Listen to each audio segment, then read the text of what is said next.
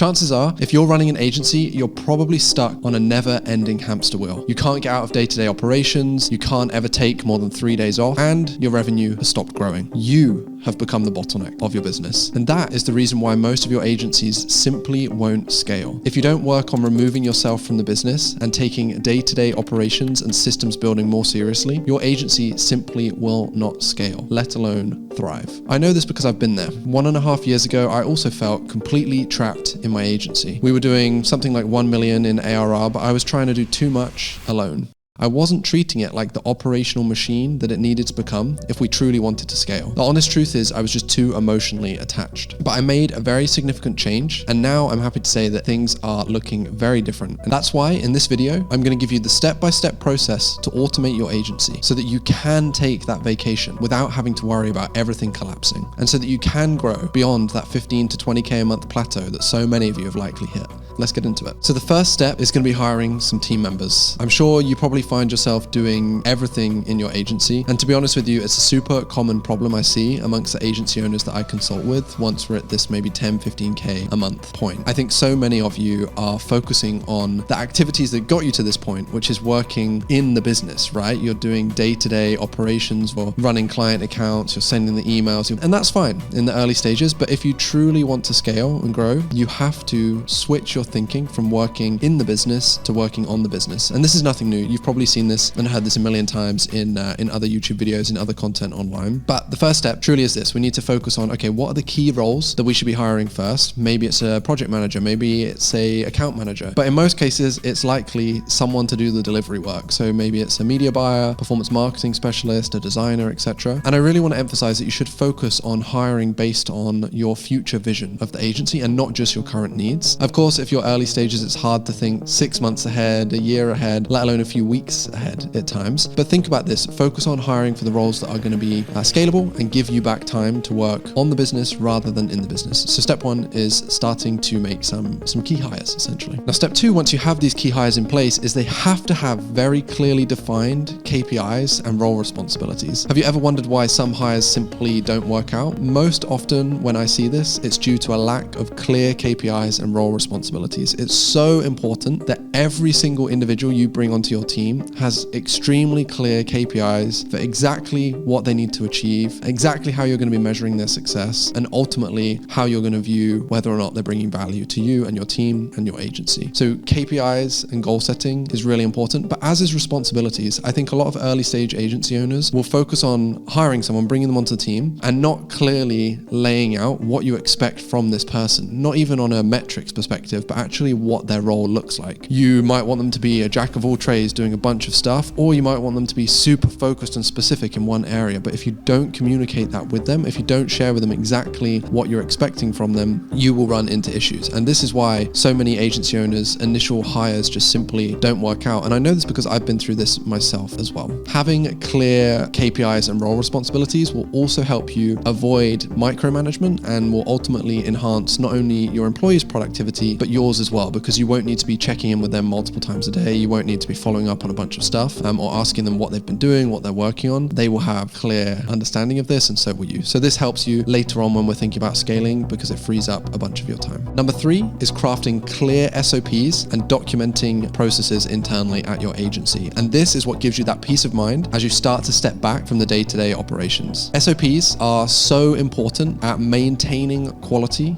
and consistency. And if you are struggling or want to know a little bit more about creating SOPs, I actually previously recorded a video on this exact process, and you'll be able to find that somewhere around me right now or linked in the description as well. I would really recommend checking that out, 7 or 8 minutes long, and will give you a clear idea, so we don't need to go in super depth on SOP building today. But having SOPs and having documentation for your agency is so crucial. Often one of the challenges when I speak with earlier stage agency owners that I'm consulting on a one-to-one basis when they're trying to break through this 10, 15K a month ceiling that they've reached is that that when they've hired someone, they've been anxious or nervous about the quality that that person has then delivered, and the standards have been slipping for their clients. And this is usually as a result of lack of documentation on how we do things, a lack of SOPs for somebody to follow, and ultimately a lack of expectation setting between yourself and your employees. Training is extremely important as well. I don't want you to confuse training and following SOPs, because they are similar, but they are very different at the same time. But in the previous video that I'm talking about with SOPs, we touched a little bit on training systems as well. So this is really key. Having a strong focus in your agency on SOPs and process documentation will help you so significantly when you start to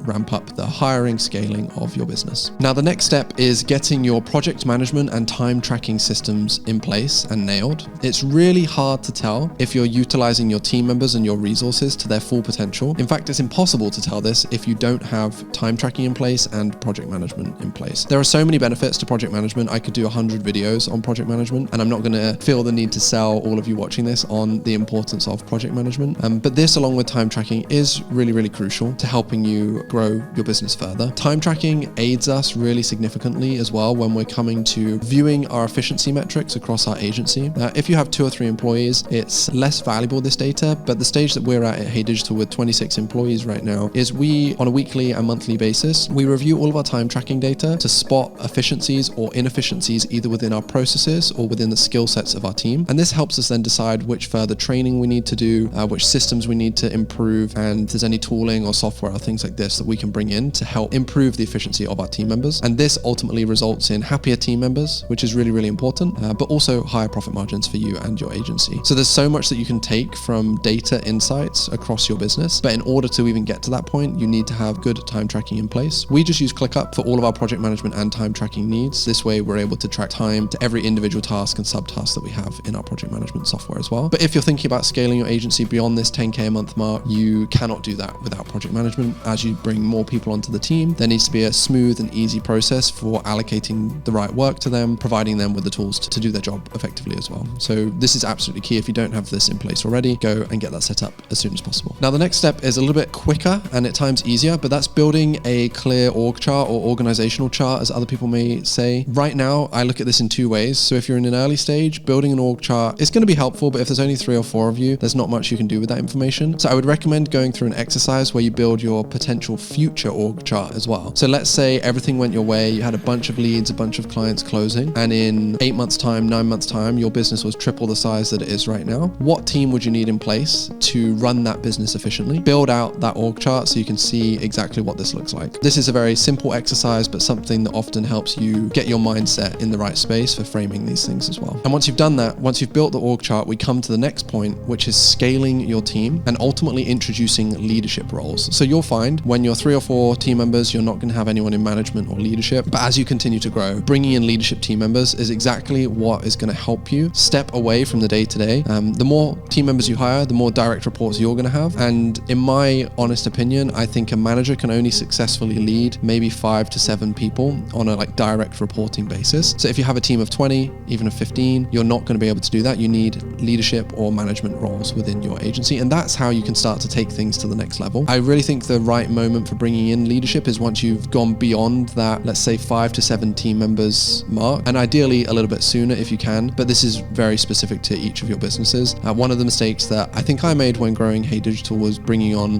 leadership team members or management level team members a little bit too late. If I could go back in time, I would have definitely done that faster. So this is the next step to begin scaling your team, is to introduce some leadership level roles. And then as your team continues to grow, it becomes more challenging to keep them all aligned. The only way that you can do this is with effective meetings and feedback loops. These are absolutely critical. So the next step is conducting effective meetings and feedback loops with your team members. There are a bunch of ways that you can do this, and I'm going to record future videos on things like how we run one-to-ones with our team members, how we do management meetings at Hey Digital, etc. But this truly is key. You will need these meetings in place. You don't want to over-index on meetings and do too many of them either. So there are a bunch of ways that you and your team leads can build some asynchronous feedback loops. And it's also great to create anonymous feedback loops too, giving your team members opportunities to voice or raise concerns when they have them, challenges that they're facing, feedback on process, on systems, etc. But as you begin to scale, you do need to put more of a focus on, okay, how do we conduct effective meetings? How do we give our team members chances to provide feedback? And how do we as leaders give feedback effectively to our team members as well? So this is like the next next step in the very long line of things that you need to be focusing on. But if you're at this like pre 10K a month phase right now, I wouldn't be focusing on this just yet, but know that this is in your path to success for growth and scaling. And then the next question becomes, how do you step back from day-to-day things at your agency without losing control? So this is where you have to begin empowering your leadership team and ensuring that your agency thrives even in your absence. And to be honest, I've now found at Hey Digital too, I used to think I was required for everything, but actually the less involved I am, the better our team tends to perform. And that's because we've built a fantastic leadership team and have really great people in place, have set very clear expectations and have great leaders that are following our expectations, but enforcing those expectations across the entire team as well. There are so many ways that you can do this and empower your leadership team. There's so many things you need to focus on. Of course, this comes from time and trust ultimately. And it's also much better for you if you can promote from within into leadership roles. But I know this isn't always possible, but we've found traditionally when we've had someone in a leadership position, if they've been within the business for a number of time already, they have a much clearer understanding of the culture that we're trying to build and the kind of team that we want to have in place. When you start to expand and trust your leadership team even more, this is when trust and understanding of delegation is so important. You truly can't run a successful large agency or business if you're trying to do everything yourself. So you have to trust and delegate effectively. Again, we can record more videos on this in the future, but this is a really key part of my journey at Hey Digital. And this is probably the biggest thing that changed in the last year and a half. Like I said at the beginning of the video, when I was also feeling a little bit overwhelmed with things or stagnated, I shifted my focus on how I led the business through our leadership team instead of trying to do everything myself. I could talk on this for hours, but this is truly what helped us go from the 1 million mark that we were at back then to over 1.5 million in ARR now, with me having much more free time and much more freedom to work on the things that truly matter rather than overfilling my day with stuff that wasn't actually that important. So if you've made it this far, you might be asking, okay, but where is the automation? The truth is there is no silver bullet to scaling your agency. You can't just automate everything without building a solid operational foundation. So I'm sorry, but I kind of clickbaited you a little bit in the video title. I just wanted to highlight some of the basic things you should have in place before going deep into automations though, because there's no point spending hours and hours in Zapier if you have 2 clients and like no team members. It's just a waste of your time. Now, of course, you can take the information in this video and try some of this by yourself, but there are a ton of nuances when it comes to scaling your agency that will be very frustrating and hard to overcome if you don't have someone in your corner who's done this before helping you and guiding you. That's the only way I've been able to get to the space where we are today. The sheer volume of work to create SOPs, hire talent, do everything else I've discussed can be so overwhelming and take months and months and even years to get right. It's taken me 4.5, 5 years to get to this point today. So if you are serious about taking yourself out of the day-to-day operations and scaling to the multi-7-figure mark, I'd love to help you out. You can just check out the links in the description of this video if you want to learn a little bit more about how I'm working one-on-one with a few other agency owners this month. And you can also click this video here to learn how I started my agency from scratch and grew it to $1.5 million a year. I really hope you found this video valuable. And if you did, please be sure to like and subscribe. I would love to hear from more of you too. So any ideas of things you would like to see in future videos, go ahead and drop a comment below. And who knows, maybe your question will be the next video that we record. Thanks so much for the time today, and I will see you in the next one.